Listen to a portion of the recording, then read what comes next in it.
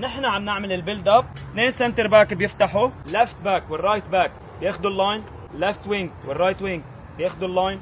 السي اي ام والسي دي امات بده يتحركوا مع اتجاه الطابه. طلعت الطابه لهون بدك تعمل انت دايموند وتريانجلز مع الرايت باك والرايت وينج والسي دي ام والسي اي ام الثاني. نفس الطريقه من الليفت سايد، تمام؟ اللي عم بيلعبوا على الليفت كمان كيف تطلع الطابه على طول، بس تكون الطابه معنا. افتحوا الملعب اوبن، عملوا له ستريتش بالعرض.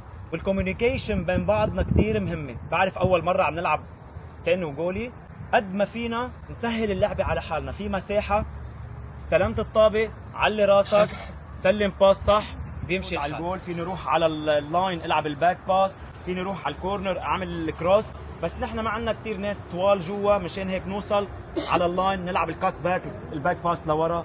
بيجي كمان السي دي ام والسي اي ام، بيجي واحد منهم من ورا كمان على الكات باك لحتى يشوف.